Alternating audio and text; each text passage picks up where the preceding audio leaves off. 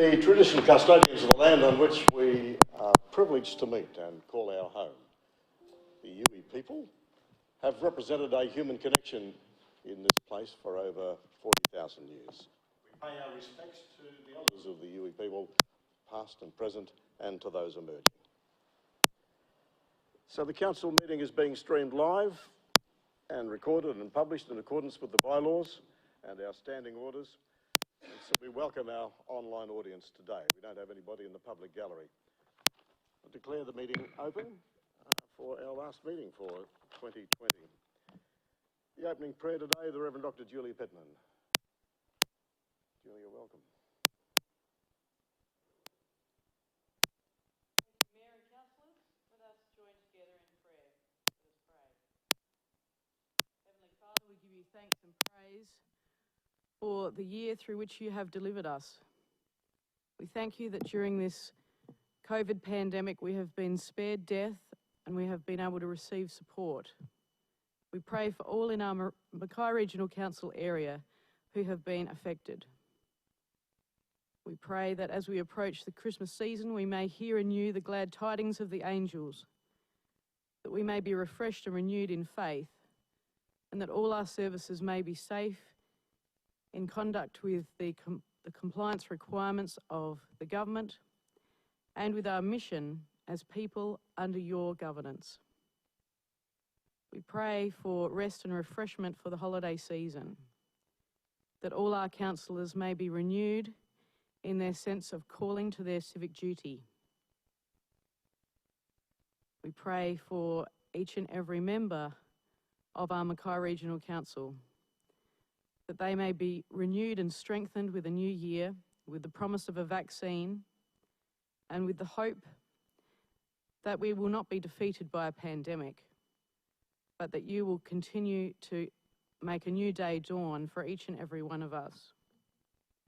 And so we ask that as you continue to lead and guide us, your Holy Spirit may so work amongst us that our Mackay Regional Council may be renewed in truth, beauty and order, and in happiness and peace, through Jesus Christ our Lord. Amen. Thank you, Reverend Dr. Julia. So there's nobody absent on council business. No apologies, condolences. Seek leave to have the council issue condolences to the family of Rod Manning.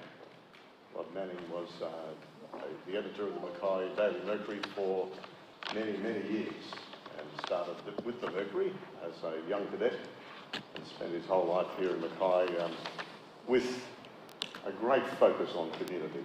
And his funeral was yesterday, and that was very well attended, and some great eulogies on the life of a man who contributed so much to our community. So on behalf of the council, we'd like to issue our condolences to Rod's family and wish them well at this sad time in their lives. Are there further condolences?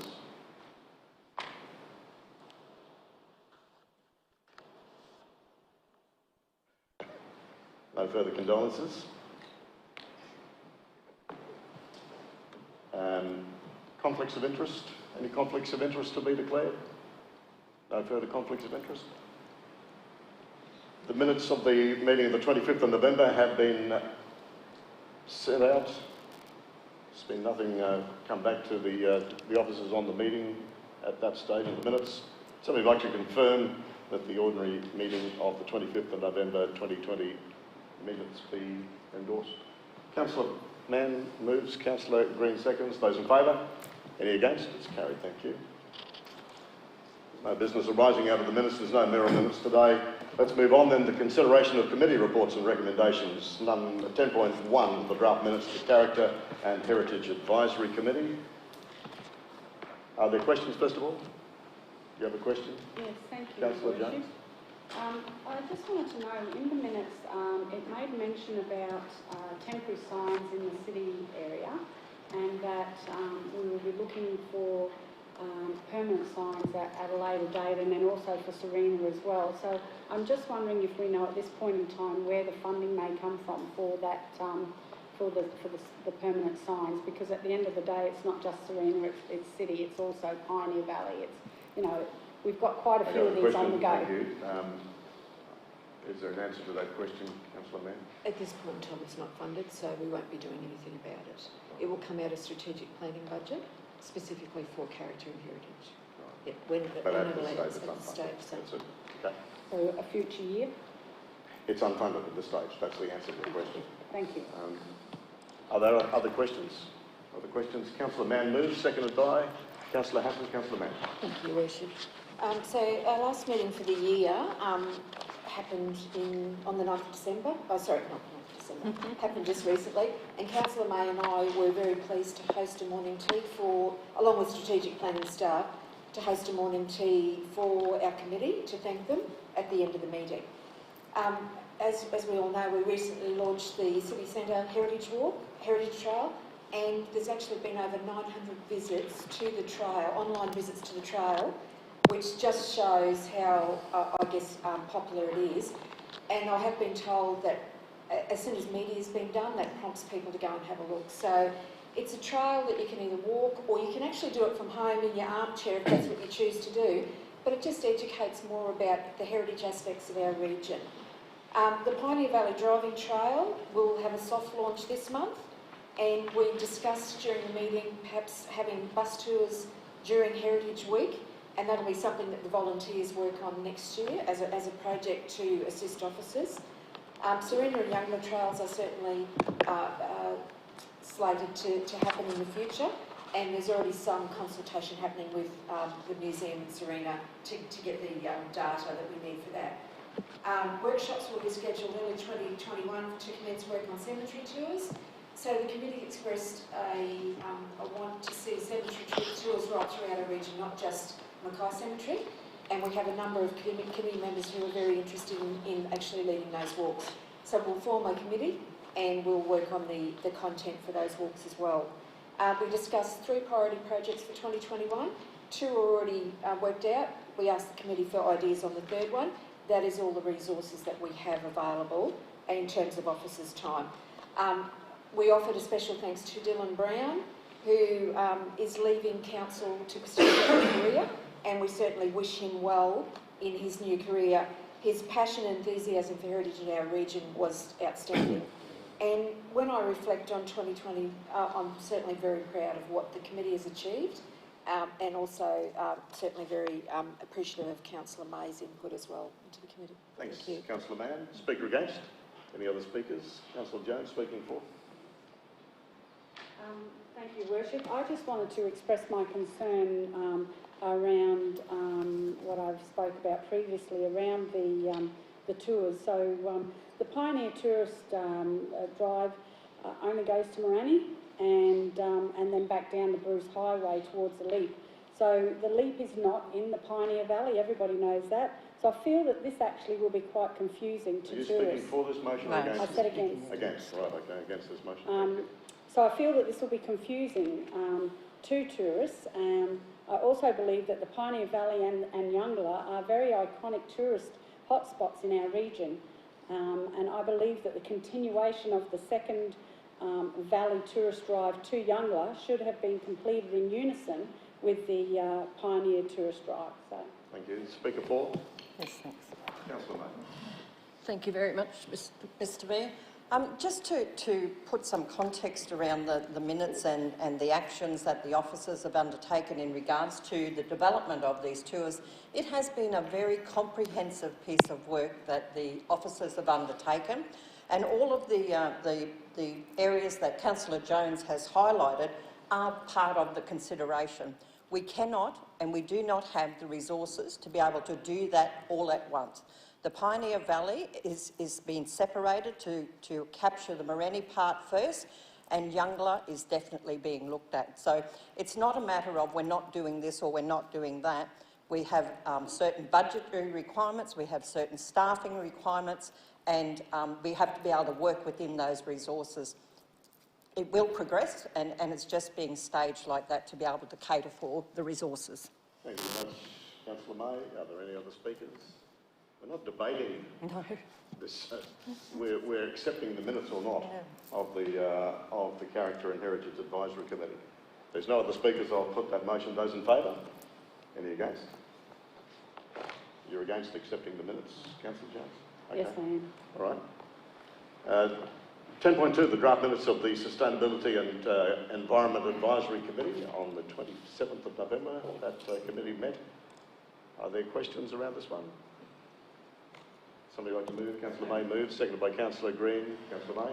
Thank you very much, Your Worship. This is our final meeting for the year for the Sustainability and Environment Advisory Committee.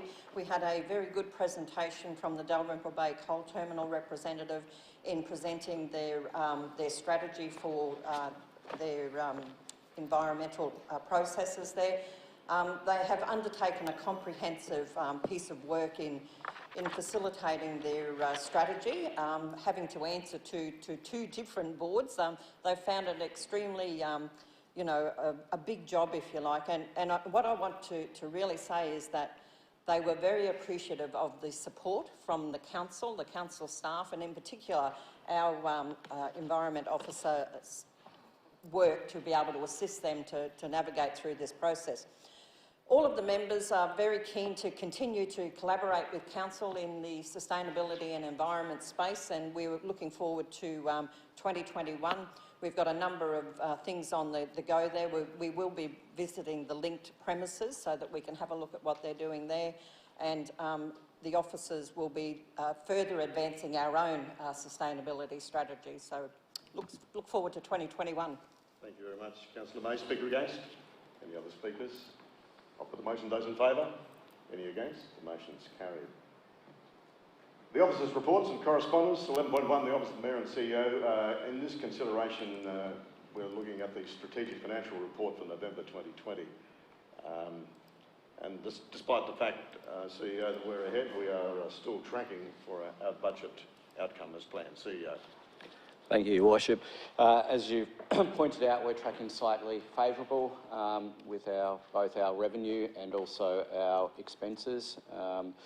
The capital program, though, we are keeping an eye on, so we're sort of 91% of where we expected to be against that at this time of year, and recognising we've got the rainy season coming up and wet weather. That is something we're keeping an eye on, and we are looking at what we can rejig on that program if need be. So we are certainly keeping an eye on that.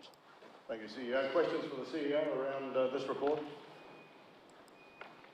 Okay, so it's a good place to be at this stage. Councillor Bonaventura, a question? Yeah, just in relation to rates arrears, I'd just like to ask how our delayed payment has affected that, if any, and how that's gone. I noticed the graph with a nice steady drop in it, but have we ended up on the 2nd of December or at the end of November very close to where we wanted to be?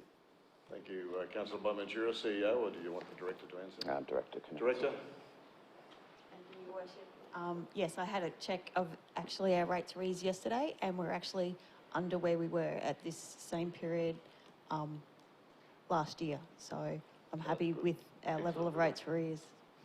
We will have to monitor it. I am worried that rates are due again in March, so I'm more worried about that one than this one at this stage.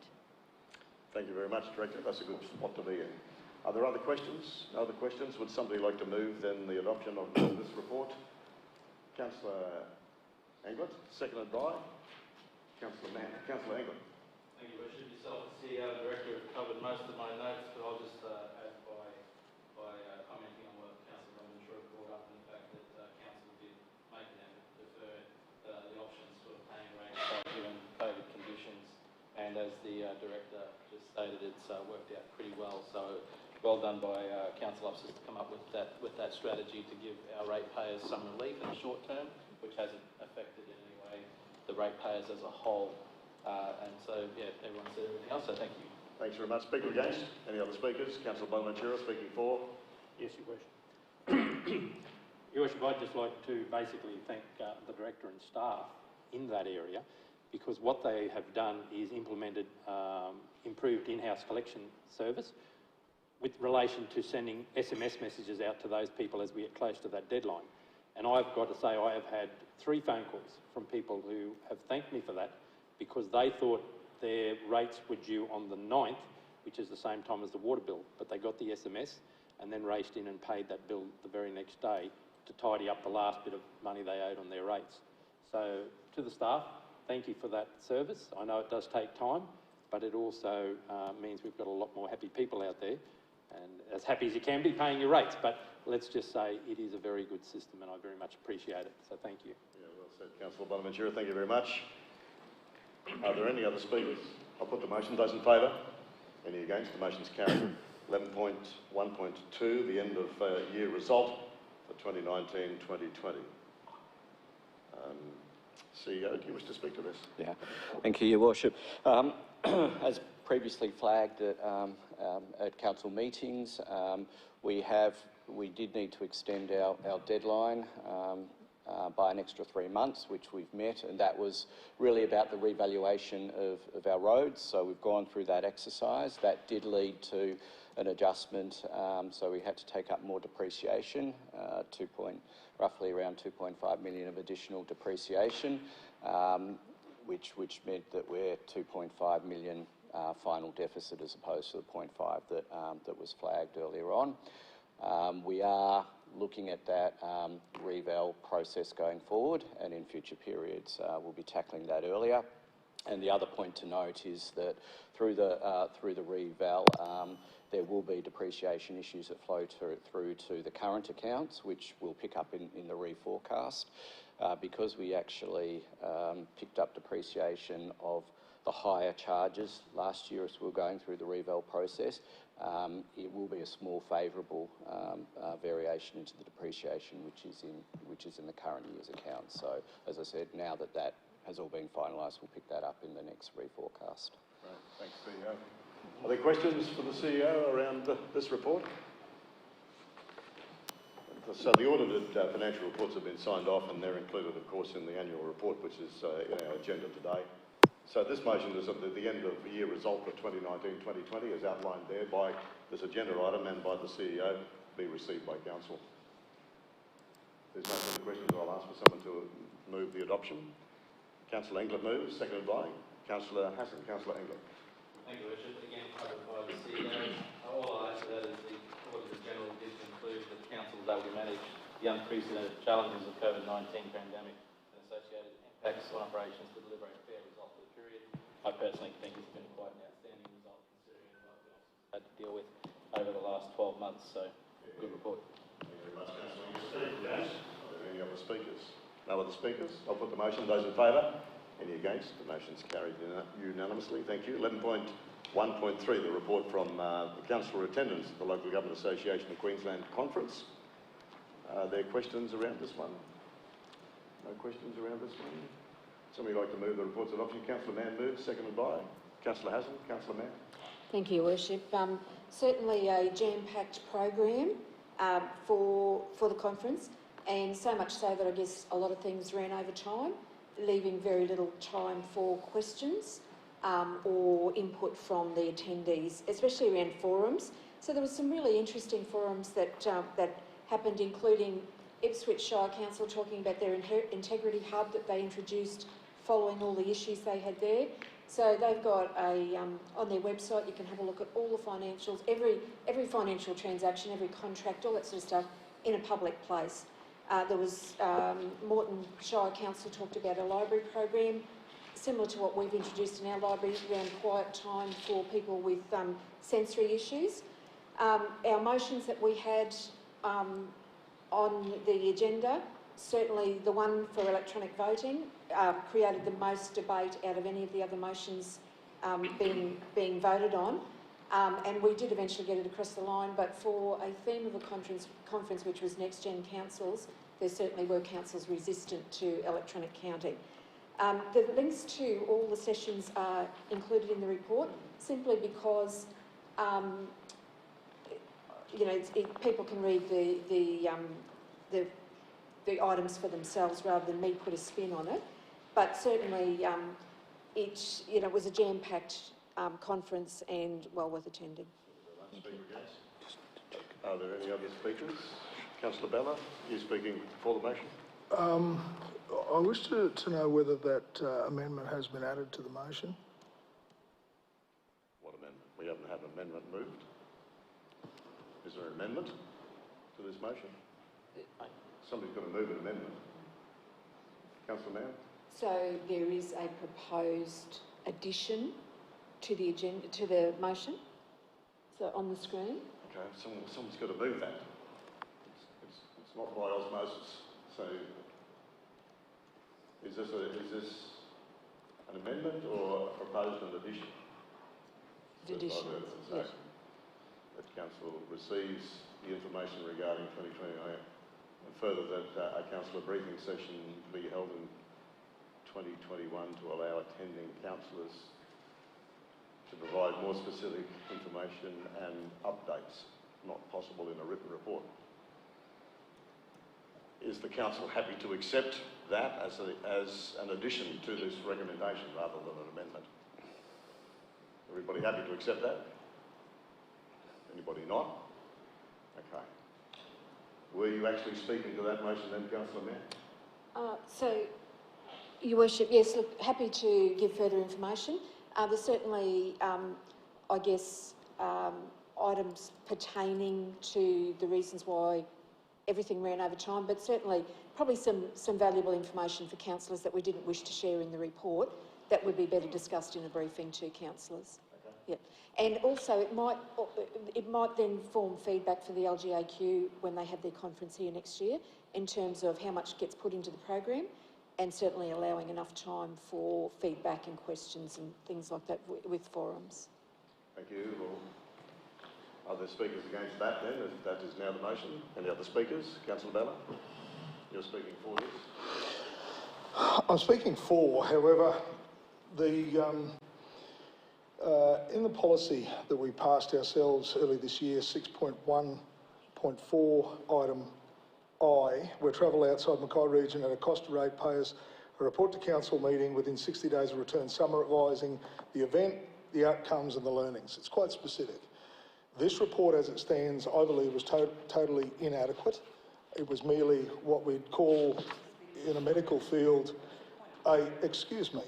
Point of order. There's a point of order. I'm entitled to hear a point of order. What is the point of order? Councillor Bella is supposed to be speaking for the motion. It seems to me that he's speaking against it. So, Councillor Bella, are you speaking for the motion? I'm speaking for the motion as it currently stands.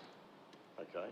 And so your point is that My point is that the initial one was wholly inadequate. It did not meet the policy that we passed. It was merely a reference guide. And my point is, if we were just to be provided with a series of references, what was the point of councillors going? This actual meeting is the pinnacle, or this event is the pinnacle of our calendar, the LGAQ conference.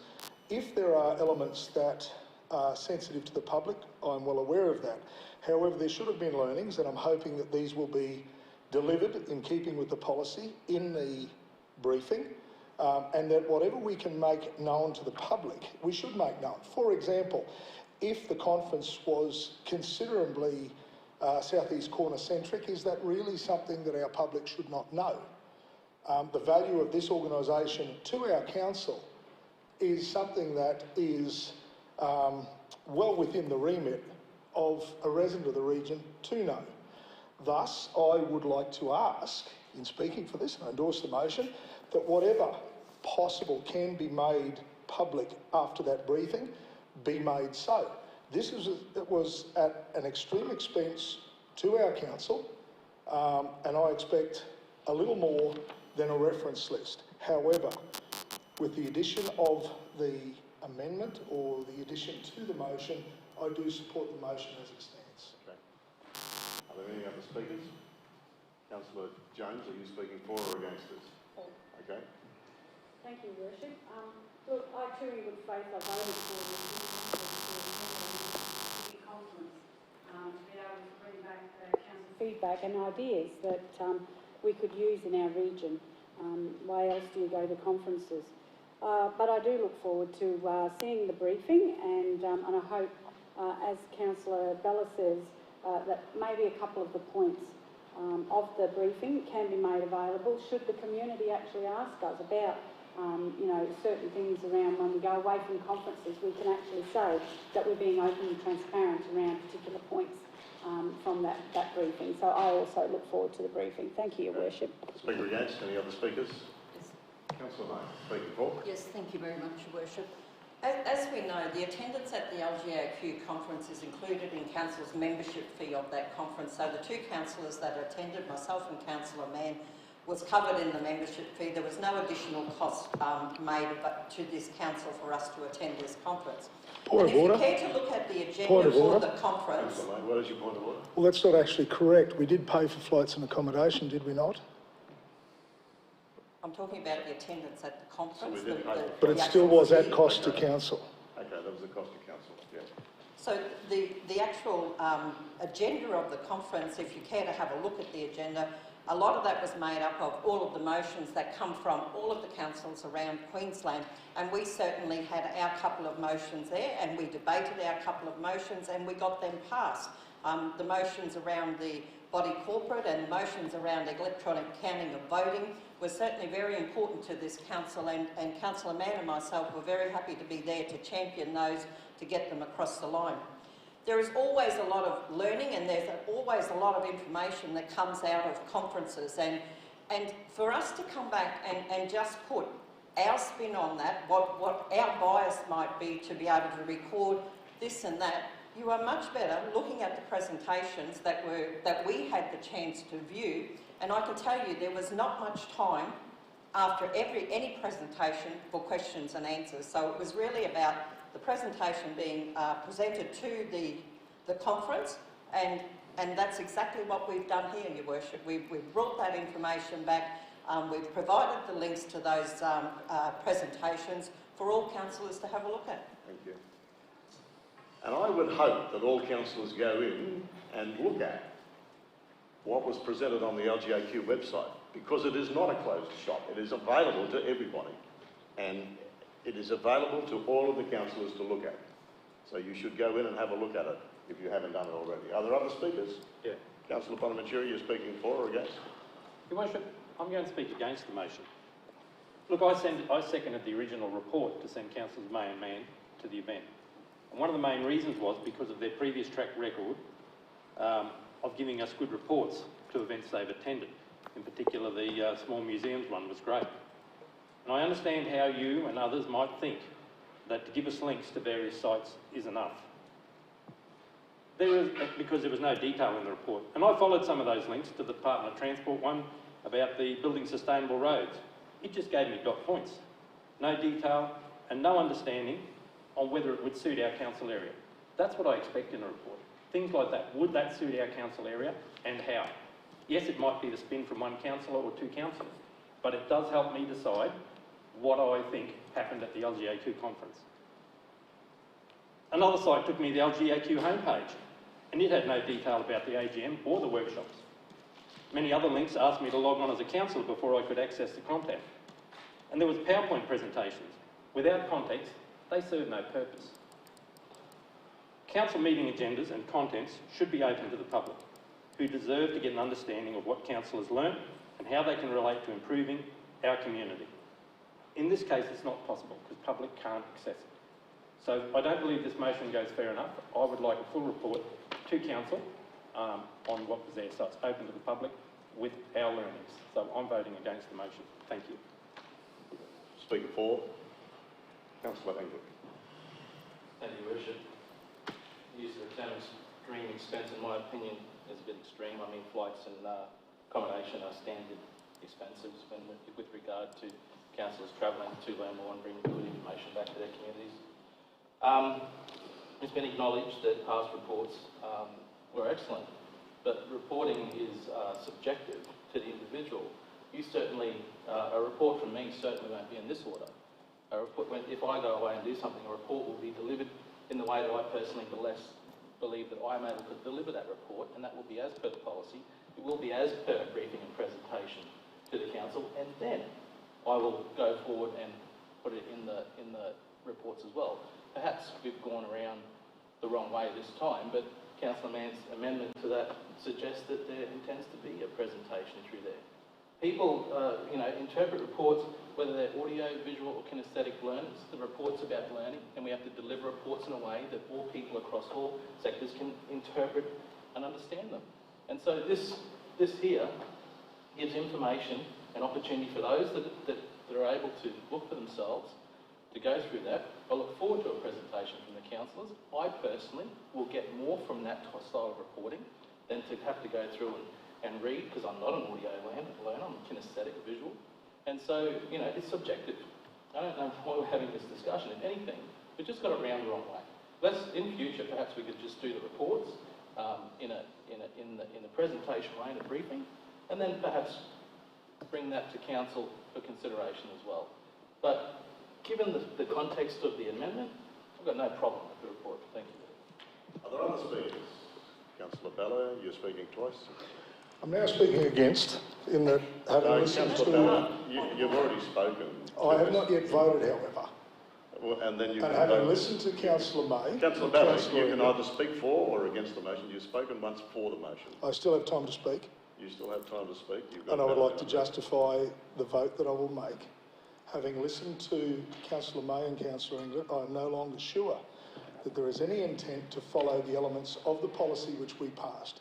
It is not a matter of, you know, having a briefing and whatever and then maybe coming back. It clearly states that it will be presented at a meeting, report to a council meeting.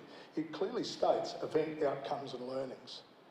As I said, having heard those comments, I no longer have confidence and I no longer support the motion. Okay. Are there any other speakers? Yeah. You speaking? For the motion? Okay, you are, and you moved it? No, Councillor Mann, okay.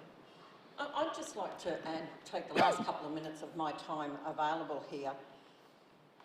This report meets the requirements of the policy. There's no doubt about that. It meets the requirements of the policy. You can toss it up any way you like. We went to that conference representing this Mackay Regional Council, and we have brought back the report that outlines exactly what's gone on at that conference. We have further outlined what went on as far as the debating of our motions at that conference. Councillor Mann has outlined some of the learnings from the roads group meeting that we went to. And look, we're talking about a very comprehensive, jam-packed program here. Have a look at the agenda and see what went on. We have tried to bring that information back the best way we can to be able to present to this council what went on down at the LGAQ conference. And I think very much, I take offence to people actually saying that we are not fulfilling our duties as councillors and saying that we are not bringing this information back here to this Mackay Regional Council. And I actually do take offence to that. I think it's a very sad day when this council cannot support people going to a conference, bringing back the report and presenting it at a meeting. Okay, so Speaker, any other speakers? Do you wish to exercise your right of reply, Councillor Mann? Look, I think that the amended motion, or the addition to the motion, should satisfy every councillor. Every councillor had the opportunity to attend this conference, but people chose not to. And, you know, we've heard that apparently the links aren't working, but that's the LGAQ website. You need to be a member to have a look at that detail. And isn't it specifically about local government, not about what you know, members of the public logging in? I think that the report satisfies the requirements as well, because so many sessions ran out of time, as we have already highlighted. There wasn't opportunity to ask questions. The theme of the conference was Next Gen Councils, and I just think that we've provided what we needed to in the report, and that's the outcome, I guess, of the conference, is Next Gen Councils and how they're going to interact going forward. Okay, thanks very much. I'll put the motion then. Those in favour? Any against? The motion's carried with Councillor Seymour, Councillor Ballard, Councillor Bonaventure against. Thank you. And you'll be pleased to know that next year's conference, councillors, is here in Mackay, so you'll all be able to attend. I'll look forward to those reports. 11.2.1 is the council adoption of the 2018-2020 annual report and audited financial statements. This is fairly well straightforward. I don't think there's any need. There are two typos, I think, where there's a typo alteration. We will be voting on the amended version. So there's some typos that were actually circulated, I think. So are there questions around the annual report and the audited financial statements? There's no questions. Could I get someone to move the annual report? Councillor May moves, seconded by Councillor Hassan. Councillor May. Thank you very much, Your Worship. Look, it is when you look at the annual report, and we get to do this once a year. This is our report card to the community, and I would encourage all community members to hop onto the website and have a look at the report, because when you sit back and you have a look at what's been achieved over the last 12 months, I'd be here till tomorrow trying to put that into words, because it's been a fantastic effort on behalf of our managers, directors and staff that have delivered on the ground for us in what has been a very challenging year. If we think about throwing into this a local government election and a pandemic on top of that, I think that looking back and reflecting over the annual report, we've certainly risen to the challenge, and a lot of that has been director, CEO and staff led, and certainly have really done a fantastic job over the 12 months. You think about the measures that we had to put in place to cope with the pandemic, and we've got a very large organisation that is very forward-facing to the community, and the restraints under which we had to work, and very proud to say that not one member of our staff was put off during that time. We managed to hold our staff together. We redeployed them in different areas, and we've been able to gradually open back up facilities. Obviously that has an impact on our budget and our bottom line, which we've spoken about just previously, but I think overall the presentation, the work that was able to be achieved in all departments, not one over another, but all departments, has been absolutely fantastic and a job well done. Thank you very much, Councillor May. Speaker against. Are there any other speakers? No other speakers? So, councillors, this document is a blueprint for our future, as well as a report on our past. Shows what the council is doing and shows what the council has done in a very, very jam-packed 12-month period. I'd certainly like to add my congratulations to the CEO, directors and our staff for their contribution in what Councillor May has already described as a very difficult year. And for us to end the year in the way we did, and to complete the projects we did, and to have the staff involvement and the staff passion and drive, as it has been evidenced right throughout this year, is a great tribute to our leadership, in terms of our management leadership, the directors themselves, and for all of the line managers and our staff who put in the day-to-day effort. Congratulate also the members of council, those who have been here for the whole year and those new ones who joined after the March election. It has been a difficult year to bring to a close in terms of our audited and our financial reports, but this annual report is one I think as a council we should be proud of. So thank you very much. I'll put the motion. Those in favour? Any against? Motion's carried unanimously. Thank you very much. 11.3, development services, the facilitating development of the Mackay region policy. We've had briefings on this one. Those briefings are indicated in this report. We've had no further questions on this come back to us on the agenda item. Are there questions around this? I think it's fairly well straightforward. Director, where are you? Do you wish to speak to this prior to the report? Yes, okay. Just briefly, so council has been briefed on the report, and it's just the annual review that we do of this policy, and this policy is about trying to attract certain types of development to the region and trying to promote that through giving a range of concessions, particularly around infrastructure charges. So yep. I think it strikes a good balance in that regard. It's been a pretty well and long briefing session on it, which had a lot of robust discussion. Are there questions for the Director on this? No questions. Would somebody like to move then the Facilitating Development of the Mackay Region Policy Review report be adopted? Councillor Green moves, seconded by Councillor Mann. Councillor Green. Thank you, Your Worship. This amendment to the Facilitating Development Mackay Region Policy is in response to local market conditions to promote the development of a variety of residential housing such as units, townhouses, dual occupancies and attached dwellings. Your Worship, there's been a recent decline in the new supply of such housing types, even though the demand for units and townhouses has remained relatively constant. It's important our region continues to provide a range of housing diversity and choice that is affordable and increases residential densities in appropriately zoned locations. The financial incentives to developers in this proposed new schedule will improve their return on investment and potentially motivate investment for developments that may have been deemed marginal and are not being developed in the current market. Although this amendment will impact Council's charges revenue, the risk is that in the absence of such targeted development, the Mackay region will experience a dearth of housing diversity, housing affordability and lower population density in key areas of activation. I support this motion, Your Worship. Thank you very much. Speaking against? Councillor Jones, speaking against. Thank you, Your Worship. Well, I understand that the giving concessions to developers assists in our economic growth of our region. We also need to remember to go back to basics and remind ourselves that for every fee that is waived or concession that we give, it is income that we are not receiving, and ultimately at a cost to ratepayers of Mackay. This report showing the total costs that could be used over a period would be $10 million if it was fully utilised.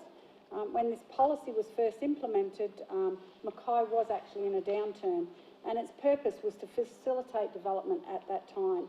The fact that we have actually turned the corner and we're not in a downturn anymore, all our rentals are up, the real estate agents are telling us that they are selling, the sales are booming, and yet here we are still subsidising developers to access this money that has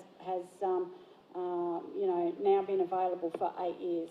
So I'll actually be voting against the motion. Speaker for. Councillor May, speaking for. Thank you very much, Your Worship. I think it's really important that we have a facilitating development policy. It enables us to be competitive in the region. It enables us to be competitive across the state.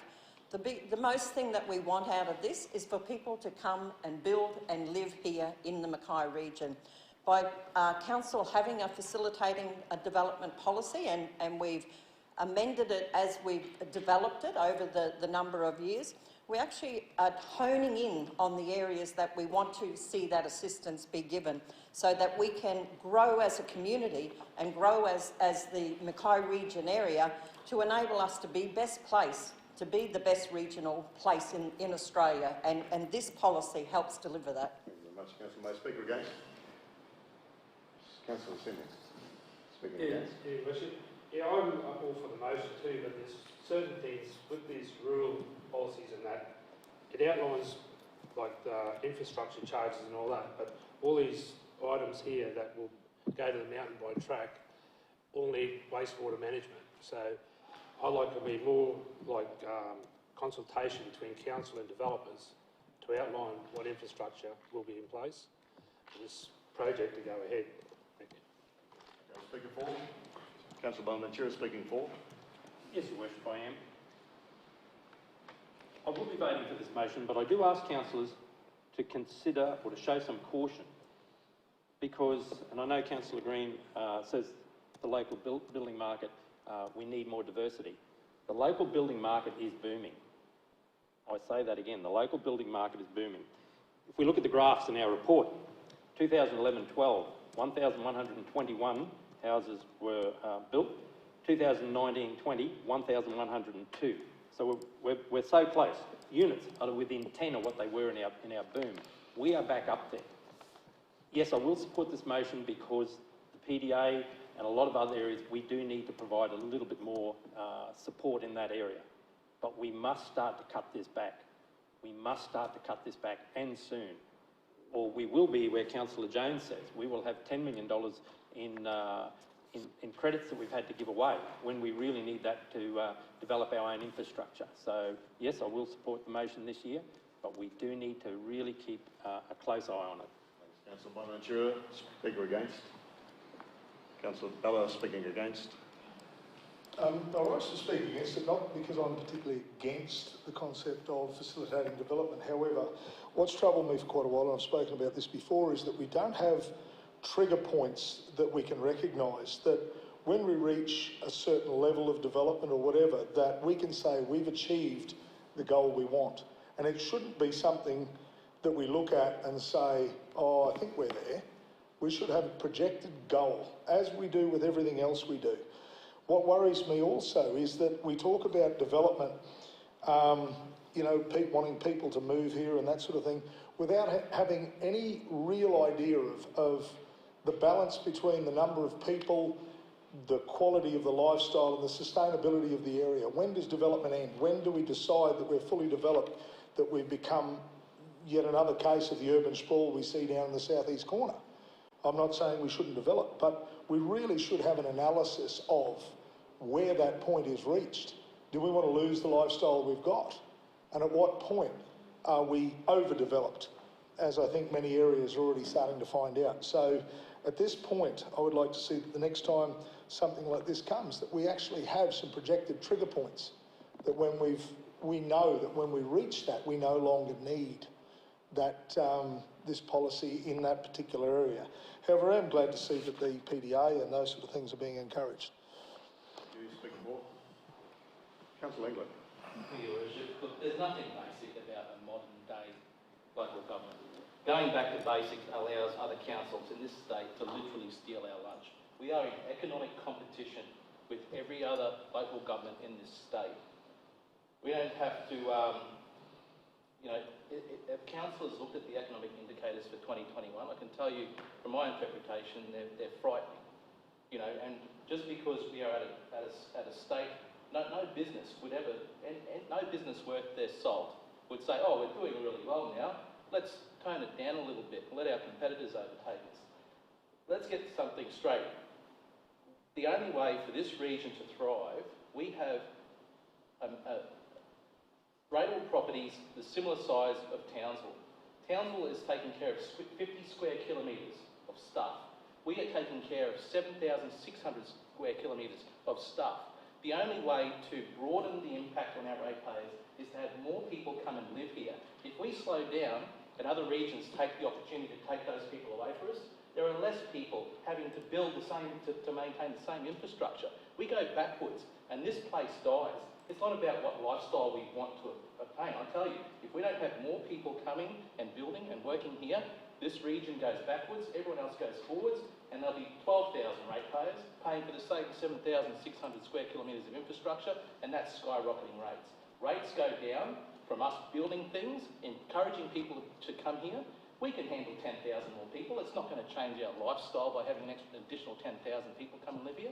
But I tell you what, it would significantly reduce the burden on our ratepayers if we do everything we can to ensure those 10,000 people at some stage come here and live and play with us. Any speaker against? Councillor Bella. Councillor England's just given us a target, 10,000 people, which is something I asked for. In other words, endorsing what I stated. People move here because we are different from the southeast corner. You know, the terms tree change, sea change, whatever you want to call them. As soon as we lose the ability to have those things, we lose people that would normally move here.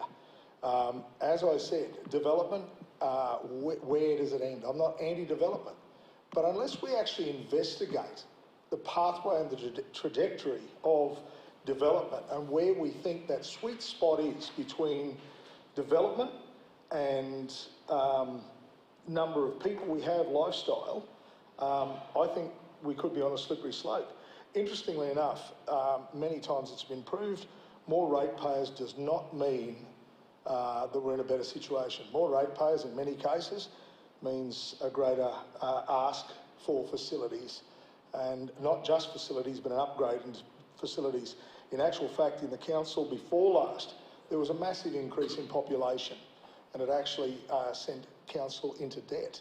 So more ratepayers does not mean more money to spend on more stuff. It means a greater requirement on staff with less money to provide it.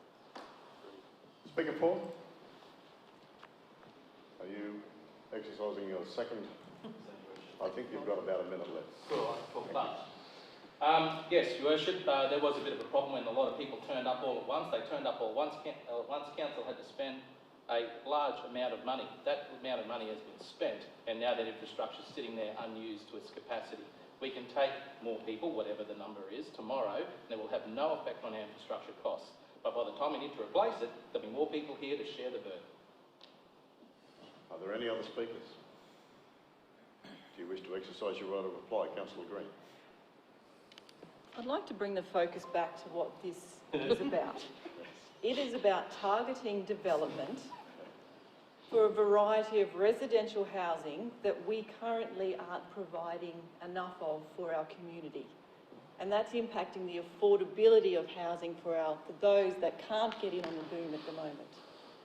It's also filling in the gaps of density rather than letting that urban sprawl continue. We're finding the gaps of where we need to increase that density to activate those areas. This is what this amendment is about, and I support this, Your Worship. Thank you very much. I'll put the motion. Those in favour? Any against? Councillor Bella and Councillor Jones. The motion is carried.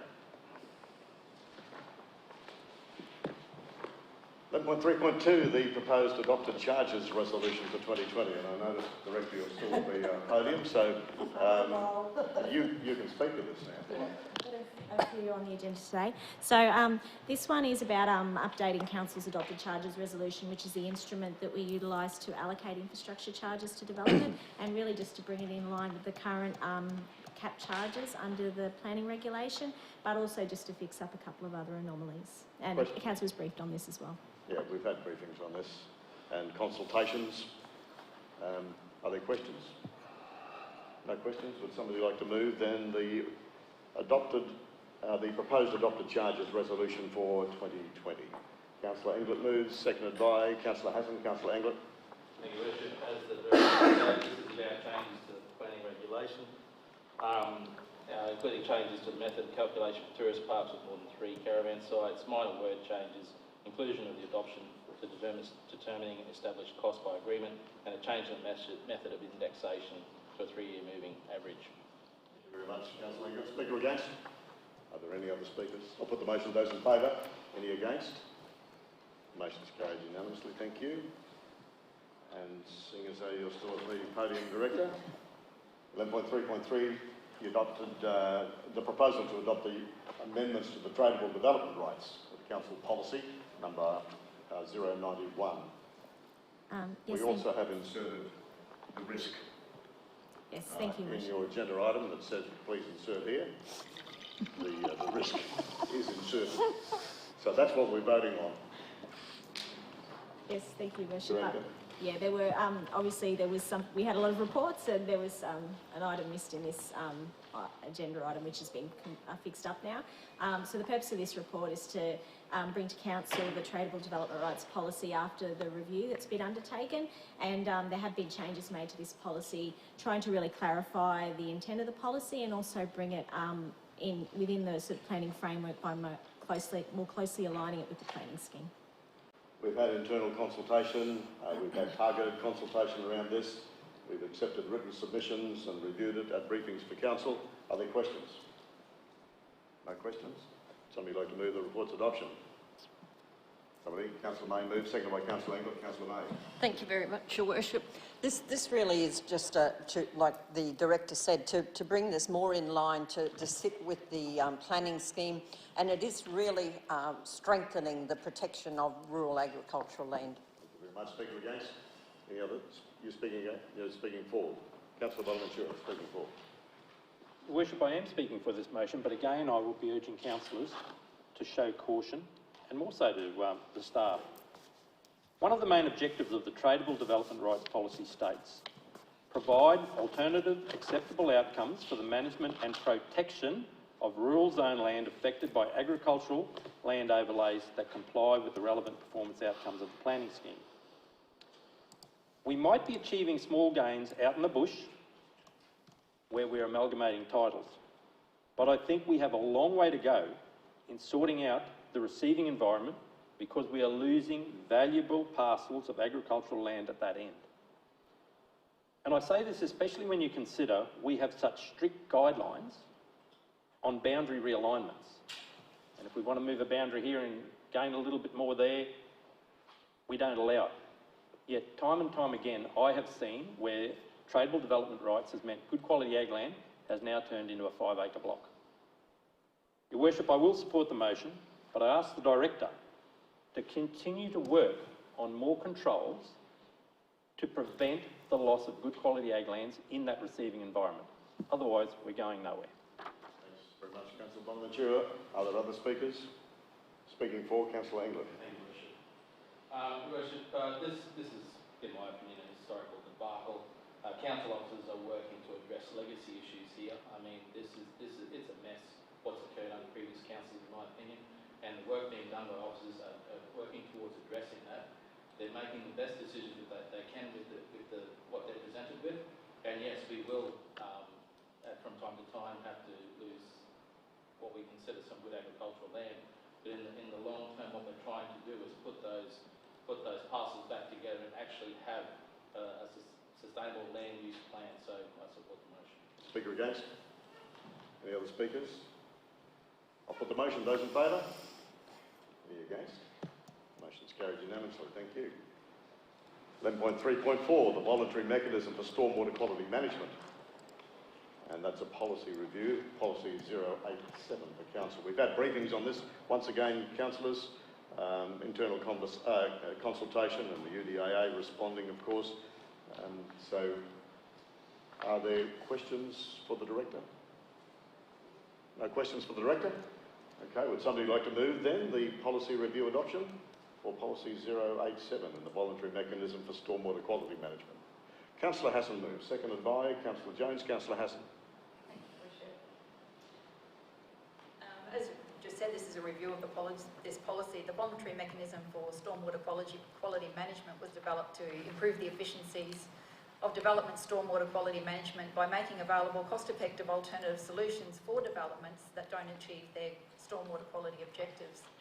As stated in the papers that we were provided, the benefits of implementing this policy include reduced loss of developable land, more cost-effective implementation, whereby constructed wetlands can be located in existing floodplains, better outcomes in relation to stormwater quality, revegetated waterways, linear open spaces and restoration of weed-infested floodplains, etc.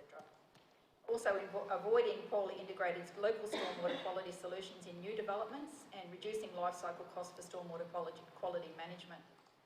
The necessary consultation has been undertaken and the policy enables developers to utilise alternative mechanisms to on-site treatment to achieve their stormwater quality objectives, while, as the policy also states, it must be noted that this does not exempt developers from meeting their responsibilities. So I move that these officers' recommendations be accepted. Thank you very much. Speaker against? Other speakers speaking for? Councillor Voluntary? Yes. I'd just like to add and endorse everything Councillor Hassan has said, but I particularly look forward to work in the Macready's Creek area around that Holtz Road. I think that's it's guessed there at $3.9 million worth of work. I think that's a big plus for our region. Again, gets all the water from those residential areas around there and developing residential areas around there, and will turn that into a very effective stormwater management area. So, thanks very much, Councillor Voluntary. Are there other speakers? No other speakers. I'll put the motion. Those in favour? Any against? The motion is carried unanimously. Thank you. 11.3.5, the Seaforth Esplanade Master Plan. We've had a lot of consultations on this one, and council, this is a high-level master plan. We're not debating any of the detail here. This enables us to move on so that the detail will follow. There's been significant consultation, community consultation, and we've accepted quite a number of submissions around this one as well. Are there questions for the Director? No questions for the Director. Righto. Would somebody like to move then the report's adoption? Councillor Townsend moves. Councillor Green seconds. Councillor Townsend. Thank you, Your Worship. This is a very exciting development for the Seaforth community and indeed for our region. The new development will provide better recreational and leisure activities for not just the community of Seaforth, but also for surrounding communities and indeed our own region. In my opinion, this development will drive tourism to the community as well as our local families driving out to enjoy the camping ground and the new facilities.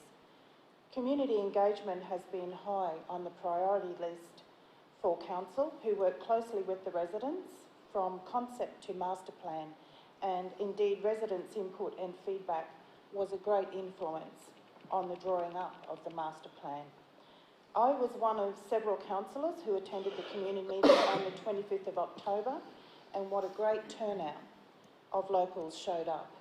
It was a fantastic opportunity for me personally to interact with the locals, who were very forthcoming with positive feedback, suggestions and any concerns that they may have.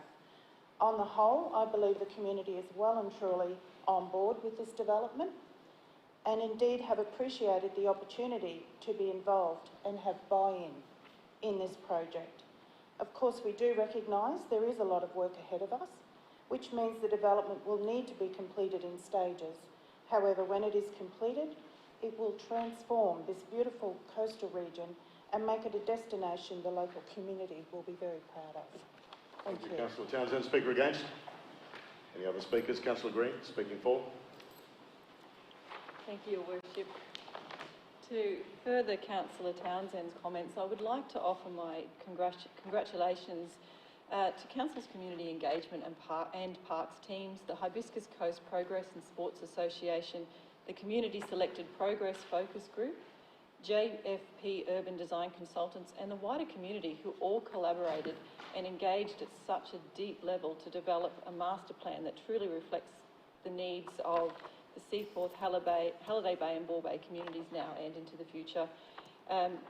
That recent community engagement session was fantastic, and my own conversations with residents assured me that the recommendations in this final master plan are sensitive and responsive to the community's needs and desires, and I'm personally really pleased to know that all new infrastructure will be inclusively designed. I think it gives us a very exciting glimpse into the future of this region. Thank you. Are there any other speakers? Other speakers? Okay, I'll put the motion. Those in favour? Any against? Motion's carried unanimously. Thank you. And you're still there, Director. Right. 11.3.6, the master plan for the new Woodlands District Park. Do you want to speak to this one? Oh, I think, you know, like with the Seaforth Esplanade master plan, we're really pleased with how this master plan has turned out.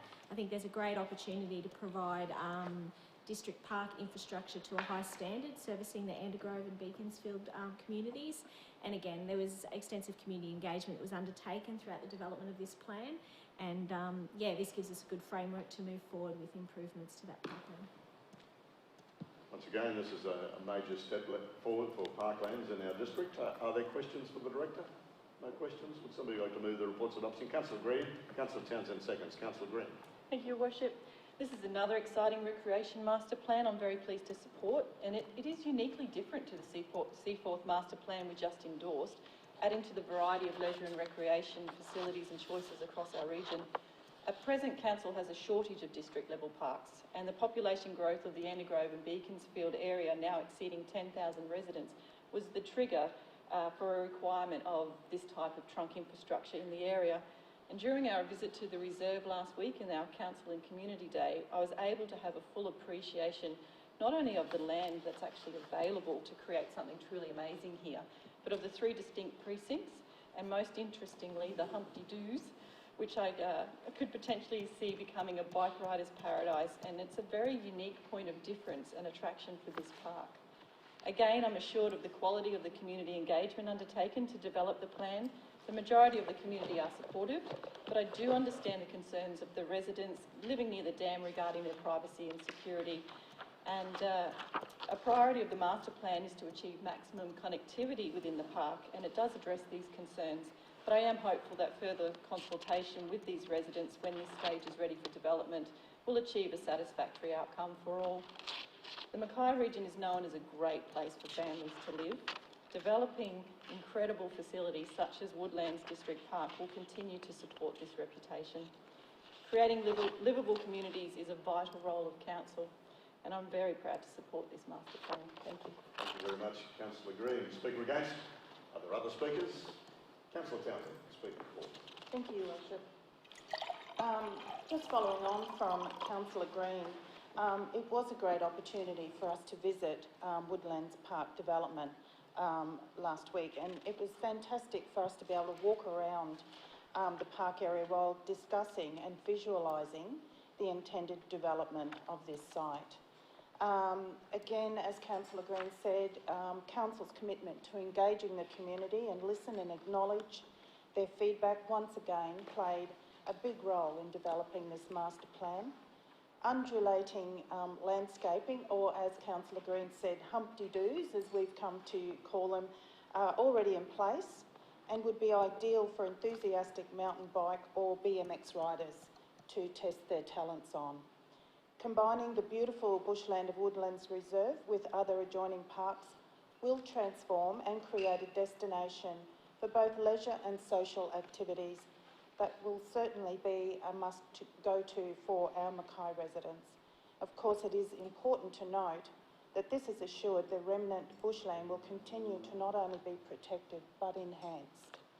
I'm sure New Woodlands District Park will prove to be a popular spot for families to enjoy, which will see it evolve into a distinctly relaxed community recreational space that will be accessible for all. Activities will combine physical, social and recreational pursuits and will ensure that there's something for everybody that visits. This is an exciting development for our residents, and I'm sure that Woodlands District Park, once completed, will become a much used and locally loved destination. Thank you very much. Councillor Townsend, are there other speakers? Councillor Bonaventura speaking for? Yes, Your Worship. I too was there with all councillors actually on that day. Look, it does provide great advantages. We've got one thing on that site, and that is that dam. And I'll remind staff that it gives us both advantages and disadvantages, and it's something we need to be very mindful of. It's a great asset as it is. We need to be careful once we develop that area for a couple of things. One is the safety aspect, but secondly, too many modifications to that dam will affect the depth of that water and the temperature of that water, and we'll end up with a weed-infested dam. So that is something that staff will need to continue to look at, and I ask them to continue to look at, because that is a key to that area. So we're happy to support the motion. Thank you very much, Councillor Bonaventura. Are there other speakers? Councillor Engler speaking for? Yes, Your Worship. I agree with Councillor Bonaventura, but I also have faith in our staff with their collective 1,000 or so years of education and you know, specific understanding of these issues. I've got no doubt that our officers will in future take into consideration all risks that may present themselves to this council. And because I have that confidence, I'm happy to support the motion. Thank you very much. Are there any other speakers? Okay, well, this is once again a pretty good effort on our council. It's a staged development, and we have stage 1 funded in our current budget, the 2020-2021 budget. So it'll be great to see it off the ground. I'll put the motion. Those in favour? Any against? The motion's carried unanimously. Thank you. So we've got 3 vegetation vandalism reports to come to council. Perhaps Director Singer's area is still out there. You might just cover vegetation. This is our policy at work, councillors, and it comes up just as a matter of report to council that the policy is at work here, so that you understand what is happening. Director, is there anything further that you'd like to add to these? Not really, just to say, you know, generally that it's disappointing, obviously, that we have the 3 matters that we have to bring up to council today. But, you know, I think it is good to have them brought before council and to have that public awareness of the policy raised, and it gives us the ability then to try and address these and hopefully, you know, we can minimise this happening in the future as much as possible. Okay, so let's deal with the first one, which is at 3.7. The Esplanade of Grass Tree Beach. Are there any questions for the Director on this first one? No questions? As I said, this is simply our policy at work here. Would somebody like to move then the report's adoption? Councillor Jones moves, Councillor May seconds, Councillor Jones. Thank you, Your Worship. Over the last couple of years, it is very disappointing to see that a resident believes that they have the right to destroy vegetation on public property. I totally support this motion before us, which includes the replant of 3 to 1 and the billboard, to remind residents that council will not stand for this behaviour. Just because you have bought a beachfront property does not allow you to have exclusive views and the right to destroy vegetation that serves a purpose to reduce erosion. The next thing, Your Worship, they'll be complaining that their foreshore is washing away and they want council to do something about it. So I'm in full support of this motion. Thank you very much. Speaker against. Any other speakers? Councillor Bella speaking for. I've spoken a number of times about this sort of thing. Landowners are actually not allowed to clear vegetation on their own land, let alone land that belongs to someone else. Correct. Totally in favour of this, and I think, just to commend the staff, that the image here of where the sign will be very, very effective. Thank you very much, Councillor Ballard. Are there any other speakers? I'll put the motion. Those in favour? Any against? The motion is carried unanimously. Second one at 3.8, the Headland Drive at Halliday Bay. Director, is there anything further to say to this one? Okay, are there questions for the Director? Somebody like to move then the report's adoption? Councillor Jones moves. Councillor Mann seconds. Councillor Jones? Yes, thank you, Your Worship. Again, another site that's been extremely, damaged by this type of vandalism. Pleased that we're going to be doing the monitoring and that the replant and all those sort of things are going to occur. Thank you, Your Worship. Speaker against? Any other speakers? I'll put the motion. Those in favour? Any against? The motion's carried. And the vegetation vandalism at 3.9 for Victor Creek Reserve at Wilson Point Road at Seaford. Anything further? Questions? You've got a question, Councillor Ballard? My question is, it's written here that it's an attempt at an access track. What do we think they were trying to access there? It's not apparent from the actual images here, and I'm not familiar with the area. Can we answer that, Director? Yes, Your Worship. This one's a bit different in that it's not clear that there's one person actually doing the vegetation vandalism, and there's a number of illegal access tracks through this area. So I'm not exactly sure where they're trying to get to or whether it's all the same place. So this one's a little bit different to the others where it's sort of in front of someone's property or adjacent to someone's property. This is an area that is being used and people are clearing access tracks in. Okay. Do you think they're having intentions of continuing this, or is this, dare I say, for recreational purposes? Do we have any feeling as to what it might be? Director? Yes, thank you, Your Worship. I think it is for recreational purposes. I'm not exactly sure why they're accessing that land, but we are going to attempt to try and stop that sort of access and those tracks being cleared because we think it'll keep happening if we don't do something. Okay. Okay, are there further questions for the Director? Somebody like to move the report's adoption? Councillor Jones moves, second by Councillor May. Councillor Jones. Thank you, Your Worship. Again, this is public land and it's not an opportunity for the public to have their private road to the beach, let alone the damage that can be caused by vehicles on the beach and of course the potential that if there are turtle nesting areas, they can also be damaged. So I support the motion before us. Okay, thanks very much. Speaker against? Any other speakers? Councillor Ballard speaking for. A couple of points. One of the reasons I think this is extremely important to jump on is that this is only a very short step from here to illegal dumping, as we see in the little back block at Kamala all the time and various other areas where there's illegal access tracks. Provides a nice, safe environment for people to sneak in, drop some stuff. And when I say some stuff, it can be all sorts of things. Most of which ends up costing the ratepayer to remove. So I think that's firstly a point to note. The second thing I note is that our approach with this one is different to our approach with the others as far as the signage goes, and I would congratulate the staff on being agile and in figuring out that we need something different in a different situation, because it is very different this to other situations we've had, so congratulations to the staff on that. Thanks, Councillor Ballard. Are there other speakers? Councillor May speaking for.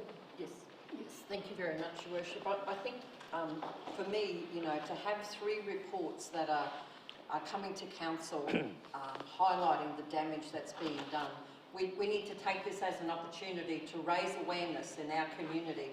And you cannot cut down all of these trees without somebody noticing. So I would say to the community and I would say loud and clear, if you see this going on, please ring the council number and report it immediately, and then we have some opportunity to be following that up rather quickly instead of having to come and discover these things happening and then we then have to go and investigate. So I would encourage the community to report this as soon as you see this illegal activity happening. It is on your land, it is on public land, and it's not something that we want to see happening in our community. Thank you very much, Councillor May. Are there other speakers? No other speakers will put the motion. Those in favour? Any against? The motion is carried unanimously. Thank you. 11.3.10. This is pretty self-explanatory in terms of the waiving of infrastructure charges for certain charities and not-for-profit groups and sporting groups. And looking at those related parties in this report, I'd ask again if there's any conflicts from any councillors around the table. No conflicts? We never used to charge, but this has sort of crept in, and this is an administrative agenda item to try and stop us from carrying a debt that we're never ever going to collect. So I think it's pretty well straightforward. Are there questions? No questions? Would somebody like to move the report's adoption? Councillor Green moves, seconded by Councillor May. Councillor Green. Thank you. This motion is to waive outstanding infrastructure charges on a case-by-case basis for certain charities, not-for-profit and sporting groups within our communities who have built new facilities or expanded their operations. Waiving these charges will have a collective impact of almost $888,000 on Council's charges revenue. However, it is important to recognise that these groups provide a vital and necessary service to the community, usually on a limited income that they raise through fundraising, grants, donations and sponsorship, and these monies are reinvested back into their core operation of providing services and facilities to the community. Collecting these infrastructure charges, particularly after the impacts felt by COVID-19, would be too much of a financial burden on these groups and potentially could cause their collapse. I'm pleased that Council can provide funding relief by agreeing to waive these charges. Thanks, Councillor Green. Speaker against? Any other speakers? I'll put the motion. Those in favour? Any against? The motion is carried unanimously. Well done, that's great. 11.3.11. We're still there, this is a facilitating development in the Mackay region, extension approval, and this is for a reconfiguration of a lot of Kerrisdale Gardens estate in stages 3 and 4. Are there questions for the Director? Once again, it's a fairly well straightforward report. No questions for the Director? Somebody like to move? Councillor Mann moves, seconded by Councillor Hassan. Councillor Mann. Thank you, Worship. Look, unfortunately for the developer, COVID interrupted their DA with some timelines being delayed, and it was to do with the consultant. Construction for program for stage 4 is well progressed, and although the completion is expected to occur well in advance of April next year. But the applicant is concerned about some timelines that may be delayed, including weather timelines. The applicant has committed to using local consultants and provided information that there expects to be approximately 54 construction jobs supported throughout the construction of the 2 stages, and stage 3 is complete, in addition to ancillary jobs. So I think it's a great outcome, and I certainly support giving them the 12-month extension. Thank you very much. Speaker against? Any other speakers? I'll put the motion. Those in favour? Any against? Councillor Jones is against. Motion is carried. One more. 11.3.12 now is the Council is shooting Sunwater's recreational assets at Kinchamp, Youngler and Teembra Dams. I think this paper just confirms our policy position, which we have talked about, and it's great to see it come to Council to get a definitive answer on it. Are there questions for the Director? No questions for the Director. Would somebody like to move then the report's adoption? Councillor Jones moves, seconded by Councillor Hassan. Councillor Jones. Thank you, Your Worship. Most of you know I'm passionate about camping and fishing in our region. Council owns 4 camping assets, and we did this camping analysis to see where there were other opportunities to be able to expand our assets. Here we are promoting outdoor lifestyle to come work, live and play in our region. The state government identifies the camping industry as a major contributor to the Australian tourism industry, and here we are not moving forward with any further assets to back up what we say. Out of the 3 Stormwater asset dams, Kinchamp Dam already has a commercial business operating on it, so it's not viable for Council to take that over.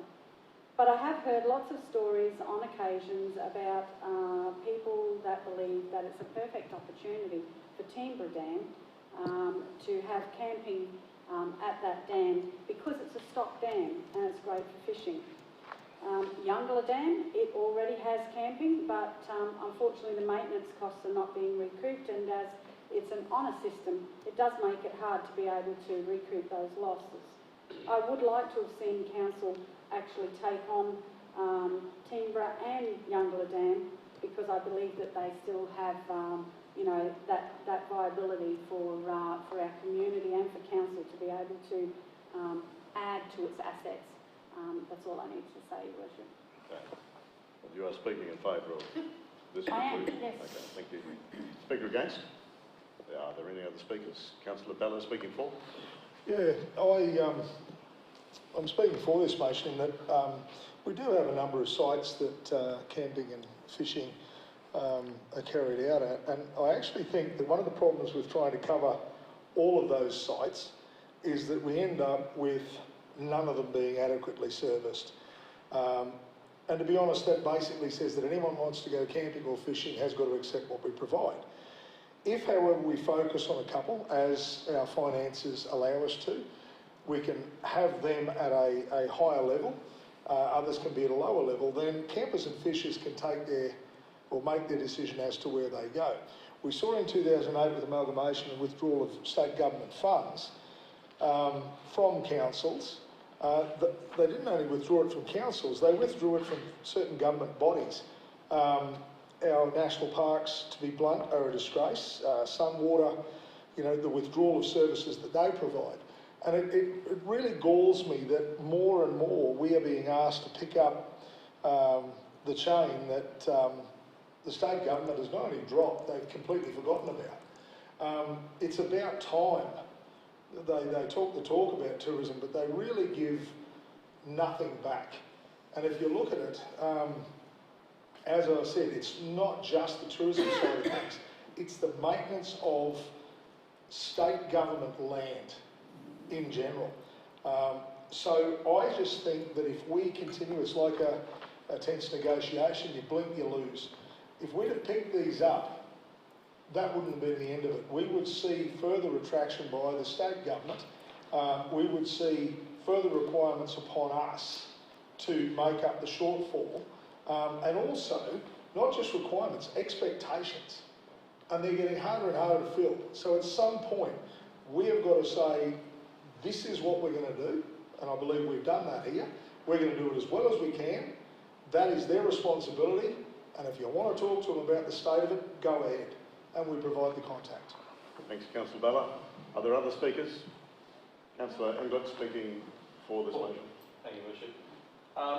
Look, Sunwater's trying to remove some of its non-core businesses by, you know, giving us the opportunity. The officers have done a fantastic job at looking into why we should or shouldn't be doing this. But the bottom line is that each one of these was going to cost an additional $100,000 per dam to maintain over the year.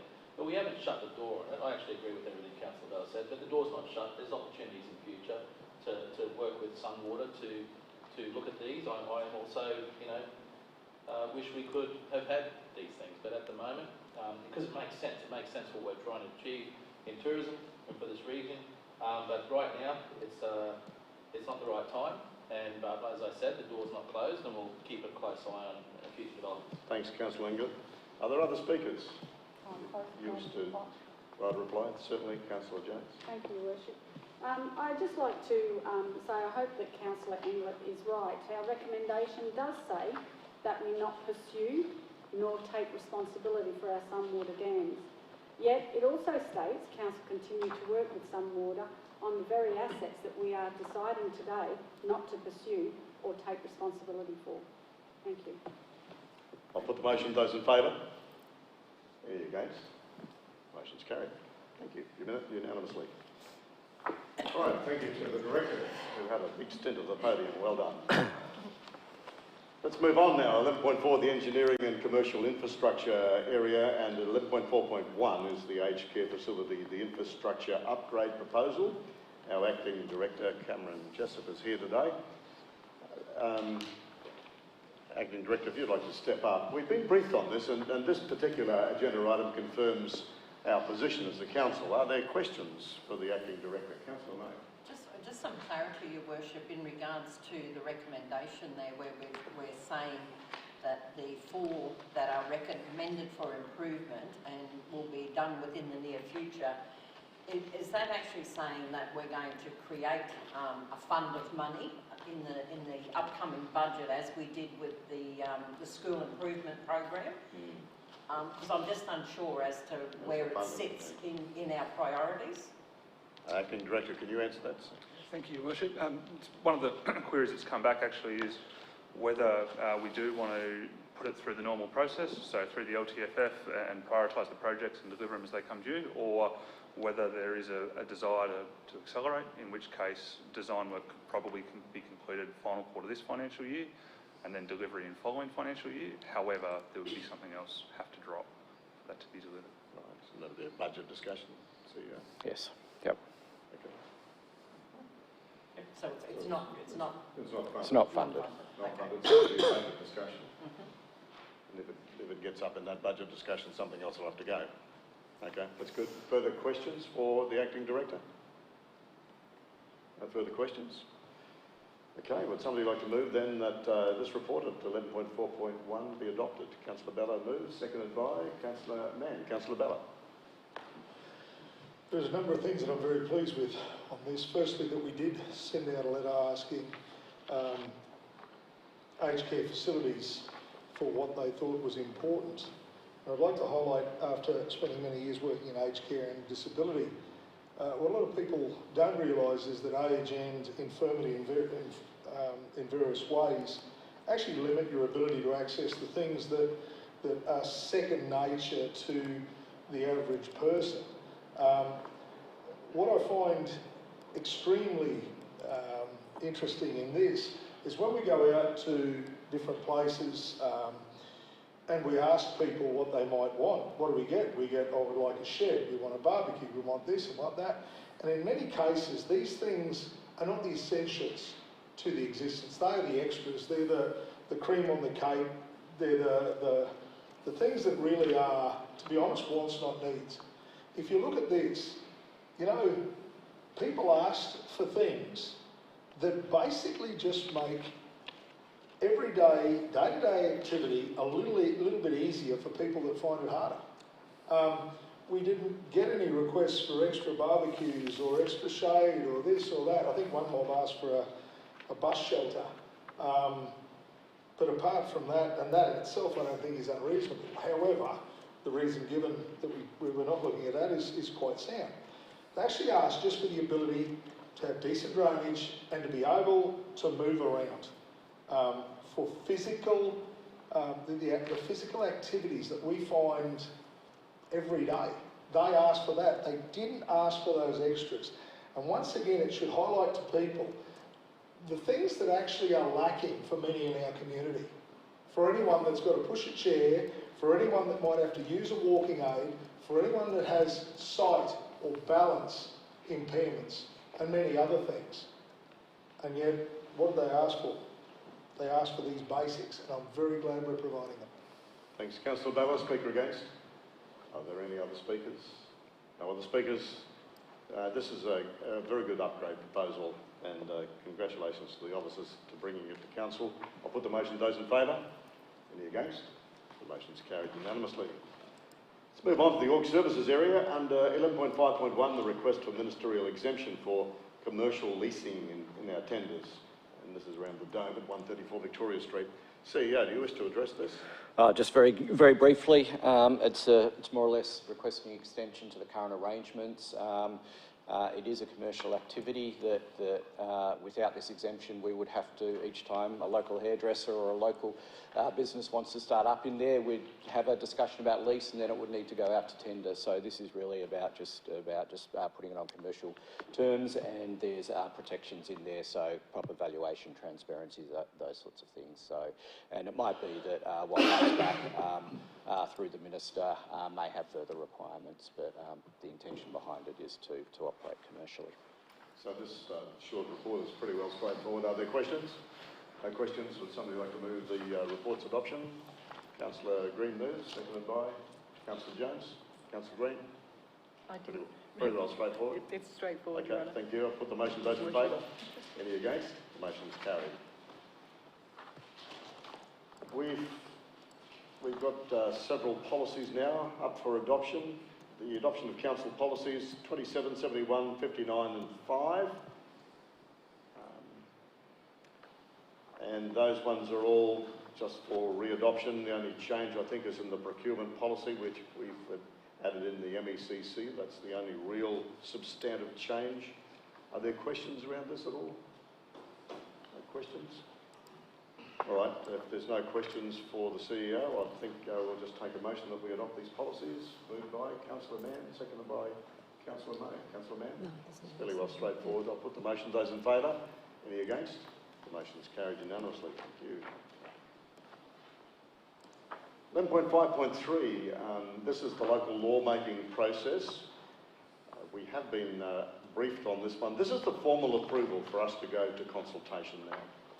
So this is what we need to do in the first step of these local laws. Are there questions? CEO, do you wish to address this at all? No, just noting, as you say, that this will kick off the consultation process. Right. Are there questions for the CEO around this, Councillor Bella? I've got a number of questions and some things I'll speak to when I speak to the motion. I notice in point 2, part 2, advertising newspapers that's currently circulating. Is that any longer relevant, or should we be advertising in other media? Reasonable question. CEO? Yes, tend to agree with what you're saying, but again, we'll take it on board in the consultation. The other thing is part 6. I recently had a customer request, part 6 noise standards. I was told that noise created on rural res by vehicles was not under our remit. It was more police. Now, is that state law or is that our law? And if so, in the case of these people, small block with 2-stroke motorbikes going day in, day out, nothing we can do. Is that because of just the way we've structured things, or is it because of state law? I'll ask Director if she's got any comment on that. I'll have to take that specific circumstance away and come back to you, but the noise regulation, if that's specifically what you're talking to, that comes back to state rather than to our local law. Certainly is a qualifier. So, well, from my point of view, I'd like to see if there's anything we can possibly do with regard to that, because it would be a nightmare. My other comment goes back a bit to local laws. You got a question? It's a question.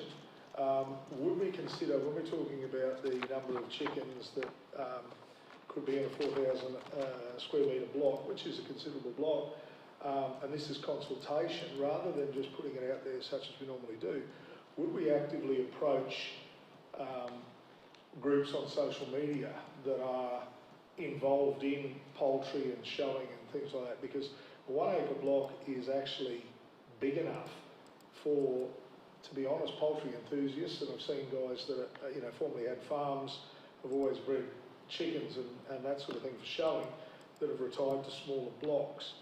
And to be honest, I just want to know that they're aware and they have the ability to have input into whether that... So your question is how... Would we consider actively seeking out interest groups on social media, such as Mackay Barnyard Fowls, those sort of things, and actually putting something out there saying that we're currently open consultation, these are the applicable... Yeah, I'm not sure we've worked out what our consultation process on all this is, but we'll take into account your comments that you're making. Thank you. Okay. Further questions? Any further questions? Would somebody like to move the report's adoption? Councillor Green moves. Seconded by Councillor Jones. Councillor Green. Thank you.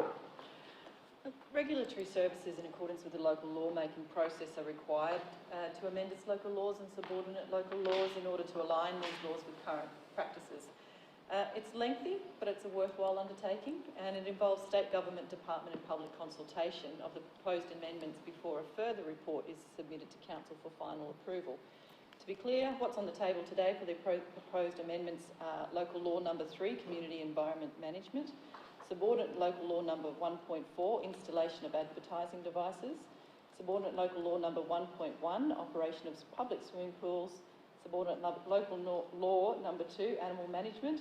Subordinate Local Law number 4, local government controlled areas, facilities and roads. And Subordinate Local Law number 5, parking. If this amendment is endorsed today, I urge residents and business owners to review and submit their responses where appropriate. Recently been in discussion with rural small business owners regarding directional signage. This is their opportunity now to have a say on areas of council laws and regulations that they may have had issue with or can see room for an improvement and positive change. So, as Councillor Bella has suggested, I do hope that our consultation process is lengthy with these people. Very much. Councillor Green, speaker against. Any other speakers? Councillor Jones speaking for. Thank you, Worship. I just wanted to note Subordinate Law number 5, parking. While I understand our processes to change local laws is very time consuming, as Councillor Green has mentioned, before us today the officers are obviously seeking our approval to consider the proposed changes and move forward into consultation. I would like to say that I am certain when the community consultation is undertaken, people with disabilities will be grateful for the seriousness that Council is taking in regards to people parking illegally in disability bays. It's proposed that the penalty rate will go from $200 to $533, and this should be a warning and will deter illegal parkers who take up the parks, which then put our vulnerable community at risk in having to go and park somewhere else. Thanks, Councillor Jones. Are there any other speakers? Councillor Bonaventura, sorry. Thank you. Thank you, Worship. I'm in support of the motion because it gets it out there. But on Local Law number 2, Animal Management, on page 184, we have increased the area on which people are allowed to have chickens, as Councillor Bella said.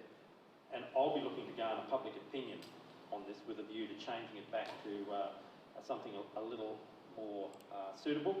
At the moment, the current rule now says we only allow 6 chickens on 4,000 square metres, which is the old acre. I believe that should be 10, and as I said, a lot of these people here live on these larger blocks because they want to move back into a self-sufficiency or self-catering. There might be the veggie garden and a few chooks, etc., etc. So I think we need to be a little bit more reasonable, and whether we put in an extra category that says between 2,000 and 4,000 you can have 10 chickens, or change it back to just up to 4,000. But I just believe we've probably gone a little bit overboard on that one. But we'll see public consultation how it comes out. That's right, Councillor Bonaventura. This is all about taking us to that next step. Correct. Rather than debating the number of chooks at the moment. We'll take it to the next step, and hopefully we'll get sufficient public interest where we'll be able to address all of those issues when it comes back to Council. Councillor Bella, speaking for. I'd like to speak for the motion, and I'll probably reiterate a couple of the things that were involved in the questioning. Noise, I believe, whether it's one of our greatest complaints from people, whether it be from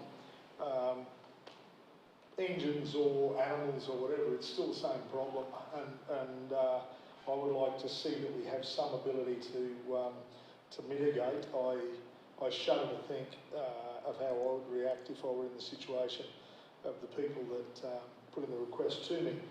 I also think that, as I've said before, our consultation needs to seek, we are actually public servants, and we should seek out people who would definitely have an opinion on this sort of thing. And we've got to be agile in our thinking with regard to that. A 1 acre block, I kind of disagree with Councillor Bonaventura on the 10 chooks or anything like that. I think we've got to look at what are the activities people take up on a 1 acre block. Do we want them just to mow their quarter acre and leave the other 3 quarters a mess? Do we want them to actually start something, maybe a permaculture garden, those sort of things? If you breed anything like chooks, at some point you're going to exceed your 6 or your 10. All you need is 1 batch of chickens, or ducks or whatever it is. I understand the problem, but I would suggest that we look at, maybe some sort of permit situation where, we have a number. However, you can apply for a permit if your neighbours agree, and if you're giving them eggs every week, they might be very happy to have those extra chooks there. The other thing is we've got to be careful of vexatious complaints, I believe, and I had one earlier on, that I was pitchforked into a couple of days after I actually started council. Thank you, Councillor Bonaventura. I've never recovered. Where we had someone complaining of both grass height and number of sheep, which are completely at odds with one another. And it turned out that there was a certain thing many years ago that had started this little war. And I'd say that we need to be a little bit agile as far as things like, I noticed we're talking about clearing untidy blocks. I totally agree with that. I have no doubt at all that this should be part of what we do. But we should also look at, okay, if the grass is a bit higher than the knee high we allow, but they do have a couple of, according to the regulations, a couple of sheep or goats or whatever that they're allowed to have in rural res. This is going a bit further, that we actually get a balance there. You go and cut that grass, all of a sudden they're going to be starving down the track the way it goes. So I think while we're going to put prescriptive elements to a lot of these things, the ability to, via permit or whatever, an agreement with your neighbours to change those levels would be a very good thing. But I would once again just like to reinforce that we need to seek out the possibilities of people that would have input, because I hear far too often people saying, I never knew. And then we're in a world of hurt. We've already made the decision. In many cases, I've got to say, I think we get it wrong. But it's very difficult to go back once we've made the decision. So a little bit more effort in seeking those people out and a lot less pain down the track. Thank you. Thanks, Councillor Bower. Are there any other speakers? Councillor Jones speaking for. I just wanted to agree with Councillor Bella around the permit idea, based on the fact that you know, we have people in our community that are dog lovers, and they legally are allowed to have 2 dogs on their premises. But we do give them concessions / permits to be able to have an extra dog in the city if they require for a fee. So I think the permit idea has certainly got some merit, and I look forward to see where that discussion, you know, forwards on from that. So thanks. Thanks, Councillor Jones. Other speakers? No other speakers? I'll put the motion. Those in favour? Any against? The motion's carried. Thank you. 11.5.4, the Telecommunications Infrastructure Exchange Agreement. CEO. Thank you. Bit of a different type of request this time. It's for a not-for-profit, so they want to put some cable and use some of our conduits to get cable out to and connect some of their educational facilities across the region. So from a council policy perspective, that's certainly in line with what we do. It has benefits to the Mackay Regional Council as well, so we'll be able to share some of their infrastructure and get fibre, potentially connections out to some of our council facilities, which at the moment we're sort of relying on radio and terrestrial links, which can get bad depending on weather conditions and things like that. So we see it will benefit us for cost savings down the track. In addition to that, we still have space in our conduits left, so we are able to go out to tender if Telstra or others also want to make use of our conduits down the track as well. So again, we're here because it's a bit different. We're dealing with a not-for-profit, and we're able to get an exemption by going through council rather than going out to tender. Thank you, CEO. Questions for the CEO?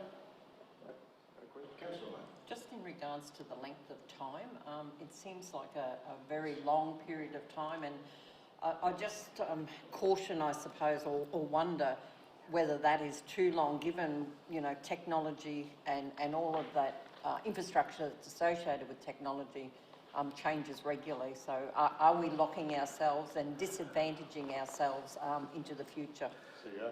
So we've made that assessment, and we think not. Now, one of the things that were important for the other organisation was that length of time, because being researched, they were wanting certainty. Otherwise, they were looking at other options, which we would not have had that share. So they're actually wanting original lock-in times longer than that. We've come back and we've sort of proposed that 10 years, and yes, it is a long time, but we see that the conduits will still be there in 10 years, and we do have the option at that point of not renewing for the other extension periods. So we are mindful of that concern.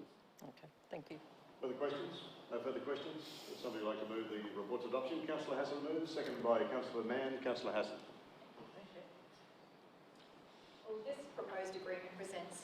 opportunity for council to mutually benefit with APL for the exchange of telecommunications infrastructure access. Council's been working with the GW3, the Greater Whitsunday Alliance, who commissioned a digital infrastructure study for the Mackay, Isaac, Whitsunday region, and this study actually identified a gap in our digital infrastructure, which was related to redundancy in the fibre optic networks underutilised by our energy and rail companies. And this proposed agreement actually provides the ability to fill this gap, and also an opportunity to both the APL fibre network and councils through an asset exchange of telecommunications infrastructure. The transaction is recommended as value for money, as the unique offering from APL provides to council significant future cost savings and in providing telecommunications services to council assets. So I'll support the officer's recommendations. Thank you very much, Councillor Hassan. Speaker against? Any other speakers? I'll put the motion. Those in favour? Any against? The motion's carried. Thank you. 11.5.5, the Audit Committee minutes. Normally, for all of the councils in the past, this has been in a confidential item, but this is the first time we put it into open council in terms of the minutes of the Audit Committee, and that committee meeting was held on the 13th of November, Friday the 13th of November. Are there any questions surrounding this? Somebody like to move the report's adoption? Councillor Hassan moves, seconded by Councillor Townsend. Councillor Hassan. Thank you, Worship. Just briefly, the meeting of this Audit Committee on the 13th of November was just to receive the updated 2019-2020 draft annual financial statements and the associated support documents. At this meeting, the committee passed on their congratulations to the Director and the financial services team on the quality of the financial statements that were presented, and they noted the complexity involved with the valuation of the roads, bridges and drainage networks. And myself now having gained a better understanding of what was actually involved in this for this team, I also just wanted to pass on congratulations to the Director and her team for the enormous amount of work that went into coming up with these audited financial statements and the work that they undertook to come to that result. Yeah. Thank you very much, Councillor Hassan. Speaker against? Any other speakers? I'll put the motion. Those in favour? Any against? Motion's carried unanimously. 11.5.6, the lease of land at Brewers Park Sporting Precinct. We've had many briefings and consultations on this one, and this confirms our position now. Are there questions? No questions about this. Would somebody like to move then the report's adoption? Councillor May moves. Councillor Mann seconds. Councillor May. Thank you very much, Your Worship. It certainly has been a long time coming. We read in the report that the actual leases at Brewers Park there expired back in 2017, and we have given extensions to the clubs enabling to work through this process to get them to the state of the new lease which we see today. And it's really pleasing to see that some of those sporting organisations have joined together now to have a combined lease, so enabling the cost sharing of the charges that are associated with that leasing of land to be shared amongst the clubs on an amicable basis. So it's been a lot of work from our property services team, and our sports and rec team have met with the Brewers Park clubs on a regular basis to be able to work through and talk through these documents to be able to present them here today for council to adopt. So I think it's a big tick in our part to be able to sign off on these leases today. Thank you very much, Councillor May. Speaker against? Any other speakers? I'll put the motion. Those in favour? Any against? The motion is carried unanimously. Thank you. Right. There's no petitions, there's no tenders, there's no notified motions, there's nothing in the public gallery today. Late business. Councillor Jones. Thank you, Your Worship. I just personally wanted to wish the CEO and his family and also our directors and staff a very, very Merry Christmas and a safe and happy New Year. Thank you very much, Councillor Jones. Are there other? Councillor Ballard. I'd just like to mention that over the last few weeks I've had occasion to use the Mackay Ring Road, moving cattle backwards and forwards from north of Mackay. And I'd just like to say that despite all the, when it was first mooted, despite all the naysayers, I think it's a wonderful thing. I do, however, have great sympathy for anyone whose lives were impacted negatively by the building of that road. And I understand the angst involved, and I would say that we should always strive, those things are always going to happen, we should strive to make that impact as little or to balance the impact as much as we can. However, as I said, the construction of that Wren Road has taken a lot of heavy traffic off Nebo Road and through Mackay. On a trip to Toowoomba, I took a middle road, and it's a pleasure anywhere you drive when you haven't got trucks coming at you, coming round you, sitting right up your tail.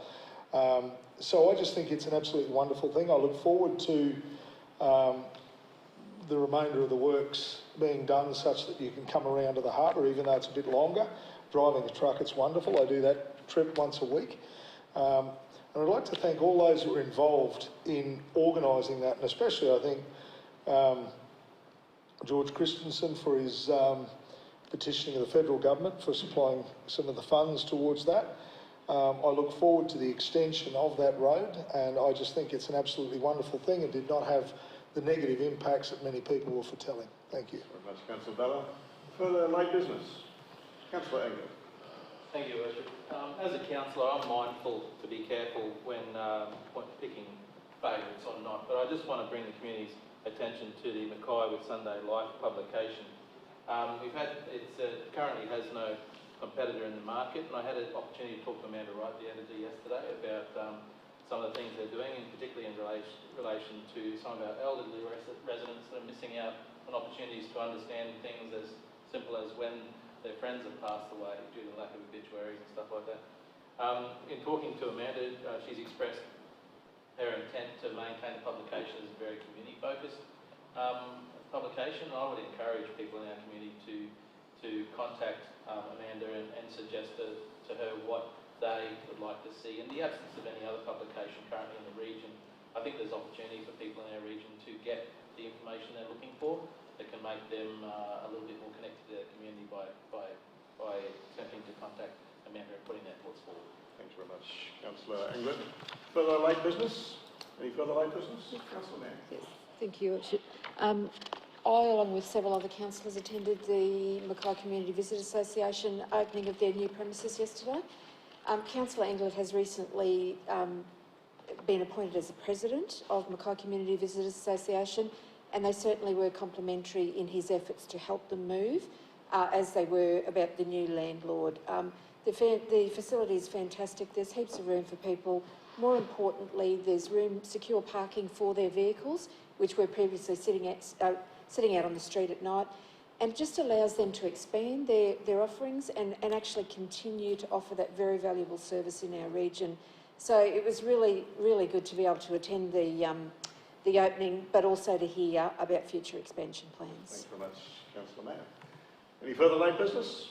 No further late business. Councillors, we have 3 confidential reports. They're all perfunctory reports. Is there any need to close the meeting to the public? I wouldn't have thought so. If there's no need to close the meeting to the public, we'll deal with these confidential reports now. 17.1, the approved sponsorship under the Invest Mackay Events and Conference Attraction Program for November. Somebody like to move the report's adoption? Councillor May moves, Councillor Englert seconds. Those in favour? Any against? Motion's carried. 17.2, the approved concessions under the Facilitating Development of the Mackay Region Policy November 2020. Somebody like to move? Councillor Green moves, Councillor Hassan seconds. Those in favour? Any against? Councillor Jones is against. The motion is carried. 17.3, the draft minutes of the Invest Mackay Events and Conference Attraction Program Advisory Committee meeting on the 9th of November. Somebody like to move? Councillor Green moves, Councillor Mann seconds. Those in favour? Any against? The motion is carried. Thank you very much, councillors. And as this is our last meeting for 2020, we don't convene again until the end of January, I'd like to express my personal thanks to the CEO, the directors and the staff, and to all councillors for what has been a tumultuous year, 2020. It's certainly a year we hope doesn't get repeated anytime soon, although we don't know what 2021 is going to bring. I guess we can say, though, that this is a fairly resilient community, a resilient council, and we have come through this year with all its turmoil in pretty good shape, as has our region. So we wish you a very, very Merry Christmas, and hope it's spent with your loved ones, and in the manner in which you turn to celebrate the festive season, stay safe. So with that, I'd like to close the last meeting for 2020. Meeting closed.